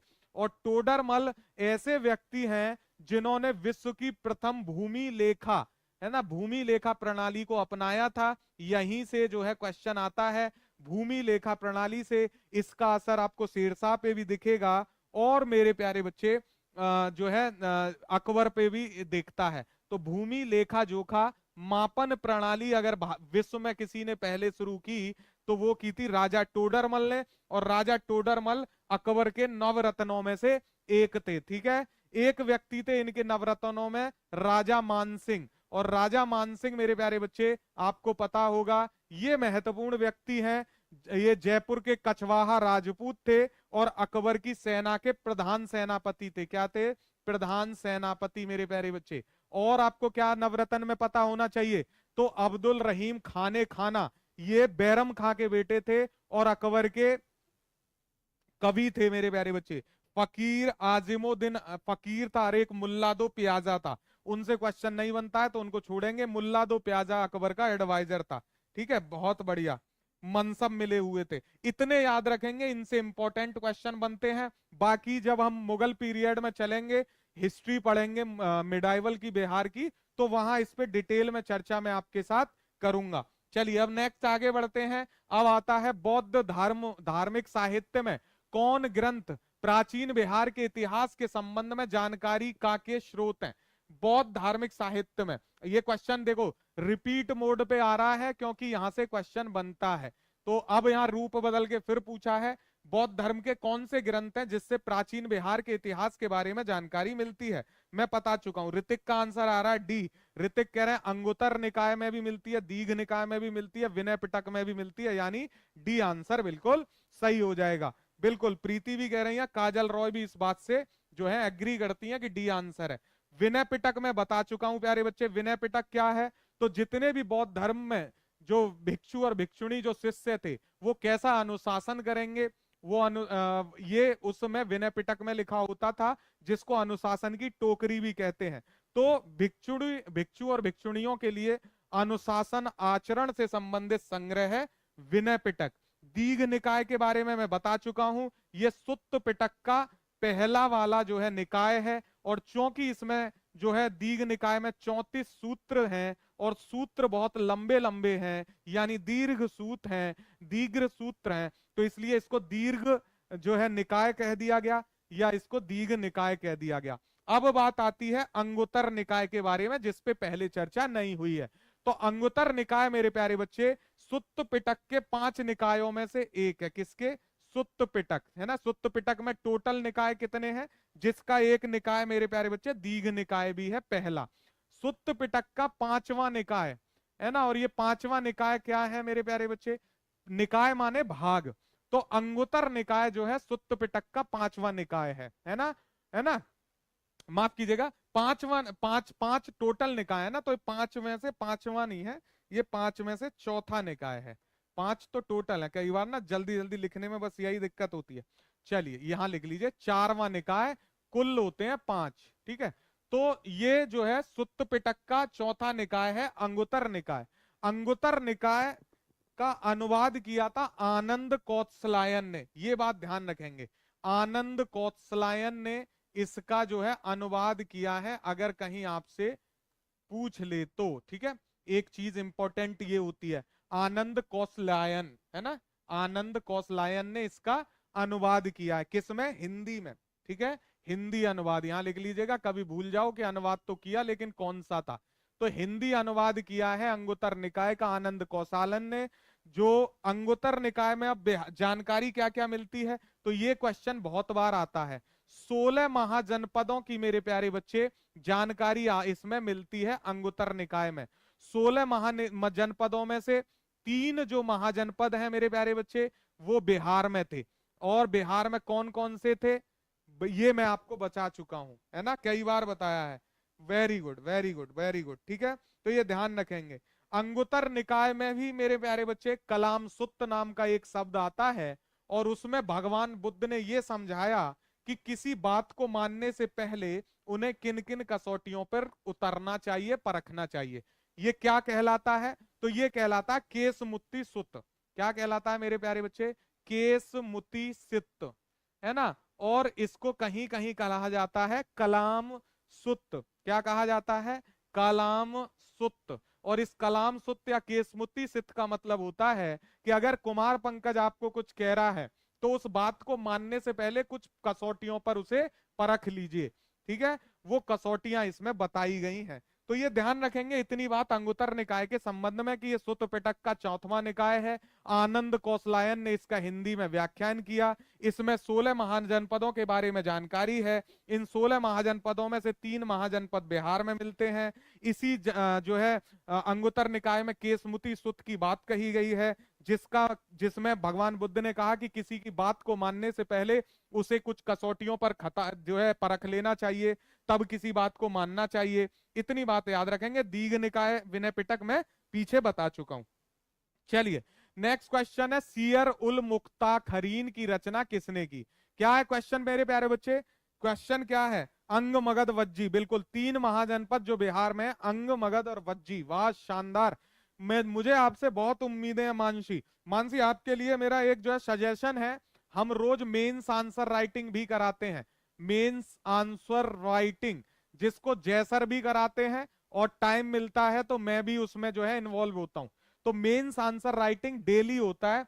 आप लोग इसको भी क्लास करिए, है ना। मतलब ये भी फ्री ऑफ कॉस्ट चल रहा है, पेड अलग है। बाकी मेंस आंसर राइटिंग आप ज्वाइन करिए, अच्छा आउटपुट होगा आपका।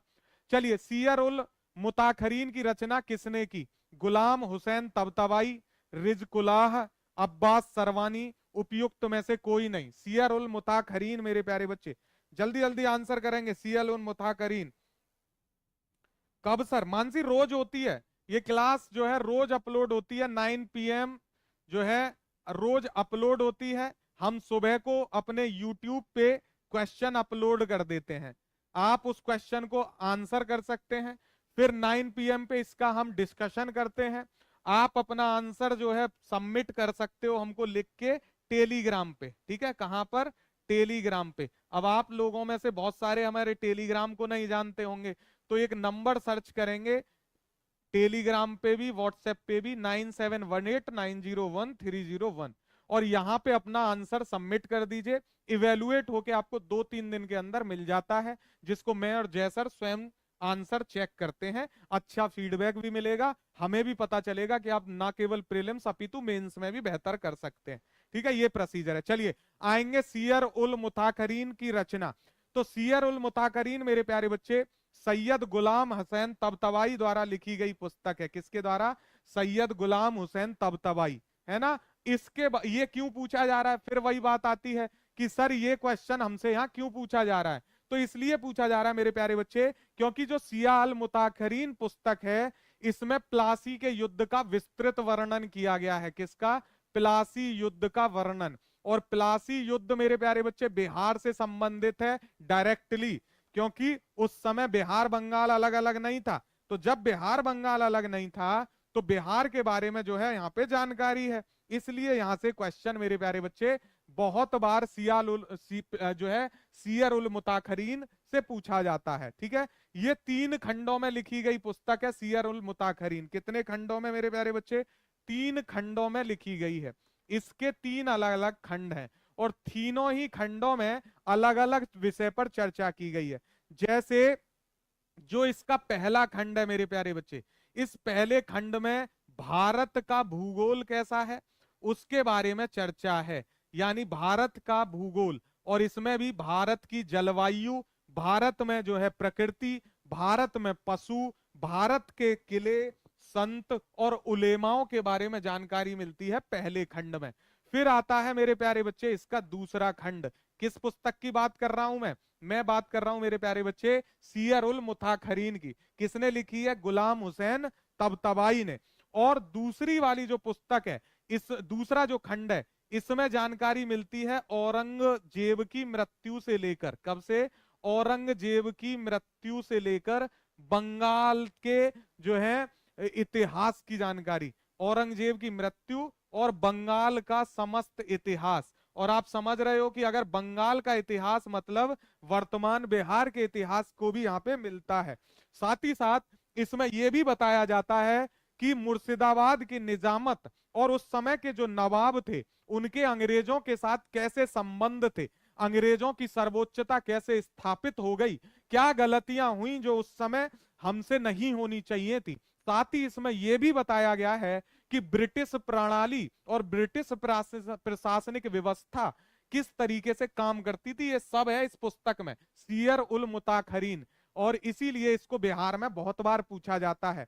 तीसरा खंड आता है मेरे प्यारे बच्चे, और तीसरे खंड में हैदराबाद के निजाम के बारे में जानकारी है। किसके बारे में? हैदराबाद के निजाम के बारे में। और सिर्फ हैदराबाद का निजाम के बारे में जानकारी नहीं है मेरे प्यारे बच्चे, अपितु इसमें जानकारी मिलती है मैसूर के हैदर अली के बारे में, इसके में जानकारी मिलती है अवध के नवाब के बारे में, इसके बारे में जानकारी मिलती है इसी तीसरे खंड में प्लासी के युद्ध के बारे में। और मेरे प्यारे बच्चे, जो प्लासी का युद्ध है ये किस किस के बीच हुआ था?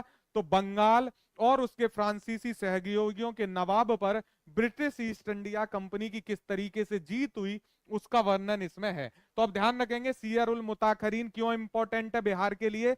गुलाम हुसैन तबतबाई की लिखी पुस्तक, जिसके बारे में मैंने डिटेल से बता दिया है। और दावा करता हूं इतना जानने के बाद अगर इस पुस्तक से आपने क्वेश्चन गलत किया है ना, गला रेत दूंगा आपका।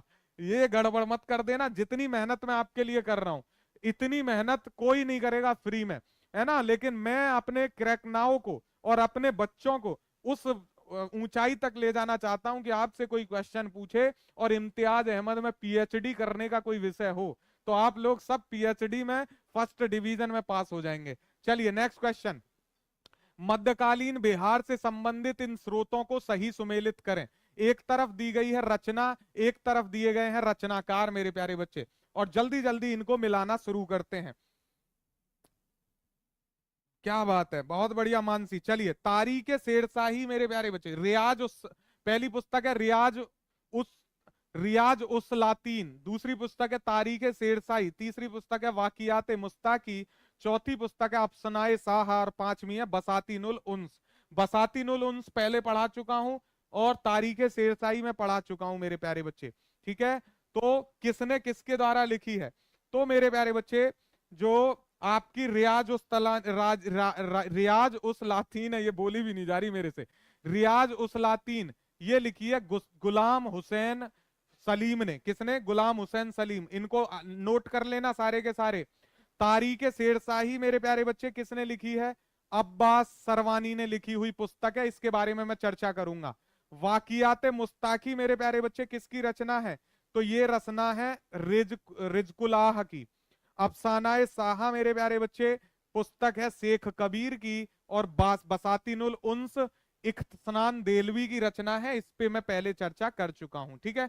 अब बात आती है इसमें से कुछ पुस्तकों के बारे में जान लेना चाहिए हमको। तो तारीख शेरशाही मेरे प्यारे बच्चे सबसे इंपॉर्टेंट इसमें एक रचना है जहां से सबसे ज्यादा क्वेश्चन आता है। तारीख शेरशाही मेरे प्यारे बच्चे अब्बास खां सरवानी की पुस्तक है, ये मैं बता चुका हूं। और इस पुस्तक में आपको मेरे प्यारे बच्चे 1588 के बाद की जो है ये लिखी कब गई, सबसे तो पहले ये पता होना चाहिए। तो 1588 ईस्वी के पश्चात लिखी गई ये पुस्तक है, ठीक है, पहली बात। दूसरी बात इसमें आप याद रखेंगे कि इस ग्रंथ में शेरशाह सूरी, है ना, शेरशाह के बारे में और शेरशाह बिहार के संबंध में कितना महत्वपूर्ण है। शेरशाह वर्सेस मालवा मेरे प्यारे बच्चे, है ना, ये आप ध्यान रखेंगे कि एक मुट्ठी भर जौ के लिए मैं अपना सारा साम्राज्य खो देता, ये कथन सुना है ना आपने। तो शेरशाह सूरी और मेरे प्यारे बच्चे मारवा, है ना, शेरशाह सूरी वर्सेस जो उस समय का मारवाड़ था मेरे प्यारे बच्चे, जिसके राजा थे राम मालदेव, है ना। तो मारवाड़, और मारवाड़ कौन थे? राव मालदेव। इनके युद्ध का वर्णन है इस पुस्तक में, इसलिए ये बहुत महत्वपूर्ण हो जाती है, ठीक है। तो ये कब हुआ था? 1500 मेरे प्यारे बच्चे 44 में। कब हुआ है ये युद्ध? 1544 में। इसको क्या कहते हैं? सुमेल का युद्ध कहते हैं। किसका युद्ध मेरे प्यारे बच्चे? सुमेल का युद्ध। इसके बारे में आपको इसमें वर्णन मिलता है। और ऐसा कहा जाता है कि जो अब्बास सरवानी था, इसने इस युद्ध को अपनी आंखों से देखा था, है ना, सरवानी ने। तो इस युद्ध का वर्णन मिलता है आपको इस पुस्तक में शेरशाह सूरी और राव मालदेव के बीच में, ठीक है। और इसकी ही जानकारी मिलती है इसमें। साथ ही साथ इस ग्रंथ में, किसमें? तारीख शेरशाही में राजस्थान के कल्चर के बारे में, राजस्थान की बहुत सारी चीजों के बारे में भी इसमें डिटेल से वर्णन किया गया है। दूसरी पुस्तक आपकी सबसे महत्वपूर्ण है मेरे प्यारे बच्चे यहां पर, और वो पुस्तक है वाकियात मुस्ताकी। कौन सी मेरे प्यारे बच्चे? वाकियात मुस्ताकी। वाकियात मुस्ताकी क्यों महत्वपूर्ण है? तो वाकियात मुस्ताकी में मेरे प्यारे बच्चे जानकारी मिलती है जो है बहलोल लोधी से लेकर अकबर के शासन तक की। कब? लोधी से लेकर अकबर तक का इतिहास आपको इस पुस्तक में मिलेगा। ये किसने लिखी है पुस्तक? तो लोधी से अकबर का जो है इसमें इतिहास है। रिजकुलाह द्वारा लिखी हुई पुस्तक है जो महत्वपूर्ण होती है बिहार के संदर्भ में। सोमेल का युद्ध, मानसी तिवारी 1544। Very good. तीसरी पुस्तक जिसके बारे में मैंने आपको बताया था और इंपॉर्टेंट है वो है बसातीनुल उन्स। बसातीनुल उन्स क्यों महत्वपूर्ण है? पहले तो ये लिखी किसने है? तो इक्सनान देलवी ने लिखी है। और जो बिहार का तिरहुत क्षेत्र है मेरे प्यारे बच्चे, जो तिरहुत रीजन है, उस तिरहुत रीजन के बारे में विस्तृत जानकारी इस पुस्तक में मिलती है। ये भी आप याद रखेंगे। 1 घंटा हो चुका है, आप लोग जो है जाने की तैयारी में हो, लेकिन 5 मिनट और रुक जाओ क्योंकि 3 क्वेश्चन बचे, ये चैप्टर खत्म हो जाएगा। सिर्फ 3 क्वेश्चन है प्यारे बच्चे। मुल्ला बेबहानी यात्री थे अरब के, इराक के, ईरान के, खल्ज के। जल्दी जल्दी लास्ट टाइम सेशन को शेयर कर दो। हाँ, सब भाग गए सर, कोई बात नहीं, 3 लोग आप हो, बहुत है मेरे लिए, 4 हैं, 4 लोग हैं, इतना काफी होता है। सब बच्चों के लिए क्लास होती भी नहीं है, सारे लोग सिलेक्शन भी नहीं लेते हैं ना।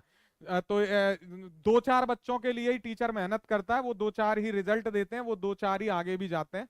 तो चलिए कोई बात नहीं, समय वेस्ट नहीं करते। मेरा काम पढ़ाना है, पढ़ना ना पढ़ना लोगों का काम है। मैं अपना काम ईमानदारी से करूंगा, दैट व्हाट इज मैटर्स। चलिए, मुल्ला बेहवानी यात्री थे कहां के? अरब के, इराक के, कि ईरान के? जल्दी जल्दी आंसर करेंगे। तो मैंने आपको बताया है कि जो मुल्ला बेबहानी थे मेरे प्यारे बच्चे, ये ईरान के धर्माचार्य थे। कहां के? ईरान के धर्माचार्य थे मेरे प्यारे बच्चे, ईरान के धर्माचार्य, ठीक है। और मैंने आपको बताया था कि ये 1807 में पहली बार पटना आए थे। कब आए थे? 1807 में। और इन्होंने पटना को क्या कहा था मेरे प्यारे बच्चे? जैतुल हिंद कहा था। क्या कहा था?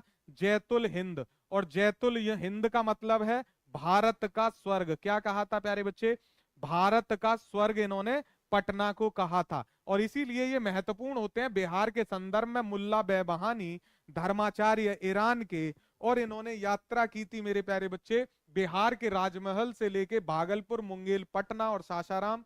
और इनकी एक पुस्तक है मिरात ए अहवल ए जहांनामा। ये पुस्तक याद रखेंगे, मिरात ए अहवल ए जहांनामा, ठीक है।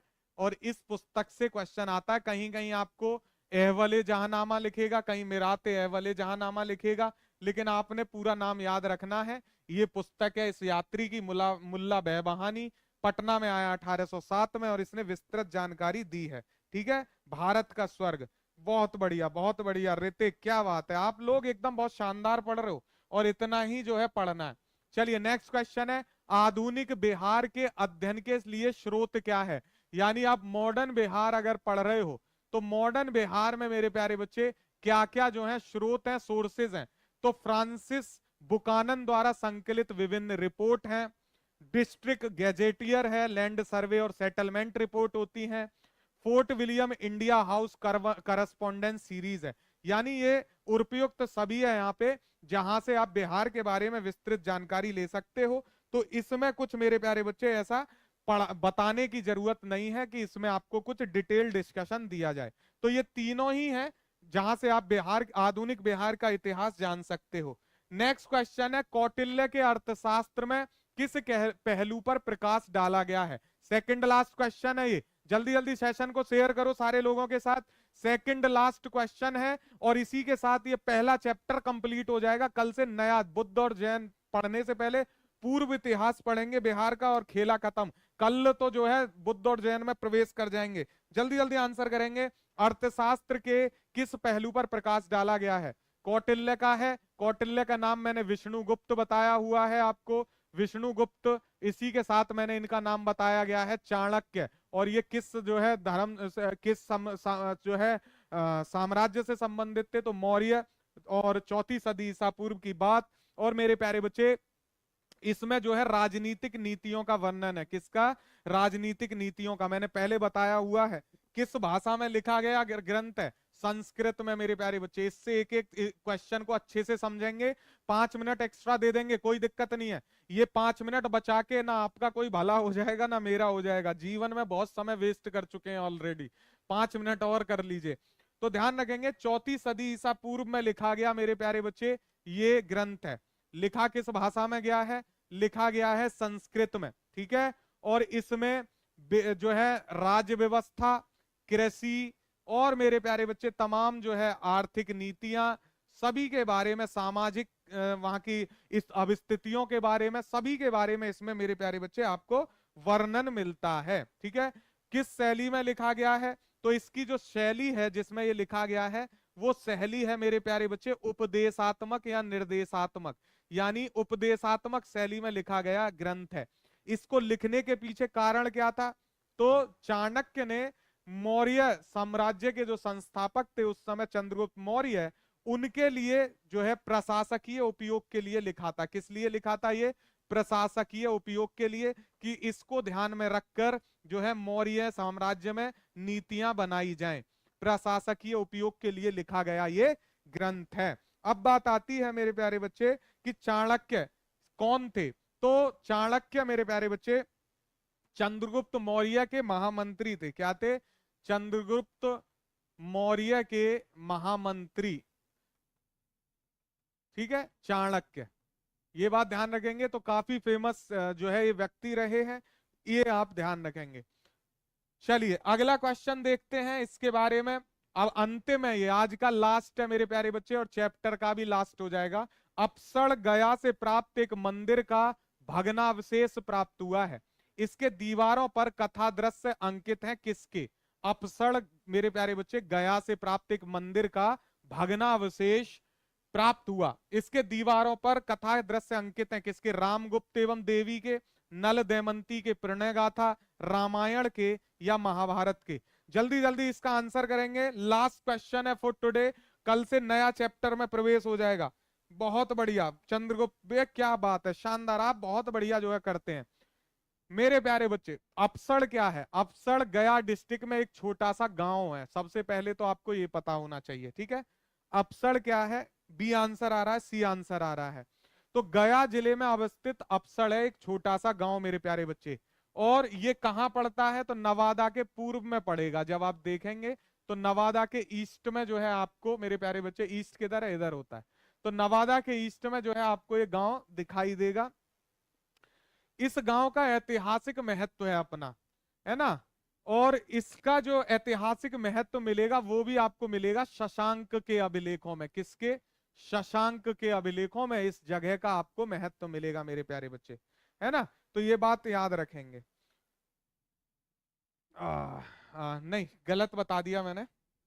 ये इसको है, शशांक का नहीं, आदित्य सेन के मेरे प्यारे बच्चे, आदित्य सेन, ठीक है। आदित्य सेन के अभिलेख मिलते हैं और इस आदित्य सेन के अभिलेखों में आपको अपसड़ नामक स्थान का जो है महत्व आपको डिटेल में दिखाई देगा। ये आप ध्यान रखेंगे। इस अभिलेख में आदित्य सेन की माता द्वारा एक बिहार और उसकी पत्नी द्वारा एक तड़ाग बनवाए जाने का उल्लेख यहाँ पे मिलता है, ठीक है। तो ध्यान रखेंगे ये नंद और मौर्य वंश के पश्चात गुप्त वंश के संबंध में एक महत्वपूर्ण अभिलेख है और इससे विस्तृत जानकारी जो है इसके यहाँ के बारे में मिलती है। और ये ऐतिहासिक दृष्टि से काफी महत्वपूर्ण जो है अभिलेख माना जाता है। तो इसको आप याद रखेंगे। और ऐसा माना जाता है कि यहाँ पर जो कथा दृश्य अंकित है उसके बारे में आप जान लीजिए थोड़ा सा, कि एक विशाल मंदिर के अवशेष यहाँ पर मिले। कहाँ पे? अपसड़ में एक विशाल मंदिर के अवशेष यहाँ मिलते हैं। किसके? विशाल मंदिर के एक अवशेष यहाँ पर प्राप्त हुए मेरे प्यारे बच्चे। और माना जाता है कि ये जो विशाल मंदिर है ये 6ठी सदी में बना था। कब बना? 6ठी सदी में बना। और जब इस अभिलेखों को खोदा गया, इस मंदिर के बारे में जानकारी ली गई, तो इसमें पता चला कि जो इस मंदिर की दीवारें हैं मेरे प्यारे बच्चे, इन दीवारों पर रामायण के चित्र उल्लेखित हैं। किसके? रामायण। और यहाँ पे क्वेश्चन में क्या पूछा है कि गया से प्राप्त एक मंदिर का भग्नावशेष प्राप्त हुआ है, इसके दीवारों पर कथा दृश्य अंकित हैं। किसके? तो रामायण के। सी यहाँ पे करेक्ट आंसर हो जाता। क्या? सी। इसमें और जानकारी एक्स्ट्रा आपको क्या पता होनी चाहिए मेरे प्यारे बच्चे? हाँ, इसमें जानकारी आपको होनी चाहिए कि आदित्य सेन व्यक्ति जिसके जो है अभिलेख यहां से मिलते हैं, जिसके बारे में इस गांव का उल्लेख है, उसमें यह बताया गया है कि आदित्य सेन की माता के द्वारा यहाँ पर एक विहार का निर्माण कराया गया था। और विहार क्या होते थे? जहां पे बौद्ध भिक्षु रहते थे। तो माता ने तो बनवाया विहार, ठीक है, किसकी माता? आदित्य सेन की। और मेरे प्यारे बच्चे, इनकी पत्नी ने भी यहाँ पे बनवाया एक तड़ाग। क्या बनवाया? तड़ाग। तो ये अपसड़ के बारे में महत्वपूर्ण बातें हैं जो आपको पता होनी चाहिए। अपसड़ गया डिस्ट्रिक्ट का एक छोटा सा गांव है। यहाँ पे मंदिर के मिले भग्नावशेष, और जब उनको जो है निकाला गया तो देखा गया भगवान वो जो है रामायण के चिन्ह और कथाएं यहाँ पे हैं। चैत्य भी बनवाया गया है, देख रहे हो, तड़ाग मैंने बोला है, सारी जानकारी आज ही ले लोगे।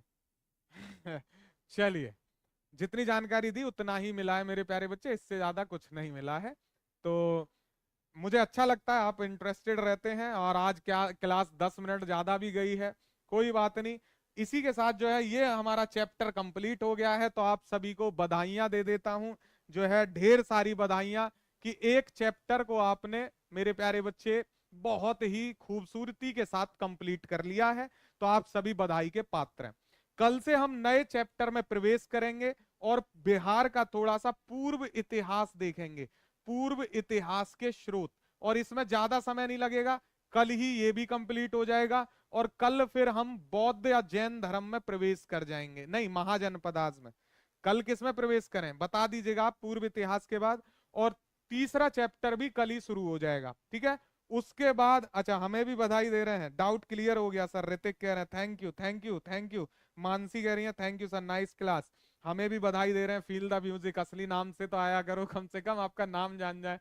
अब मुझे कहे, मैं किसी को कहूंगा आपको पता है, मुझे किसी ने बधाई दी थी, बोले किसने? Feel the music. अब वो लगेगा मैं उसे बता रहा हूँ कि उसको कह रहा हूँ।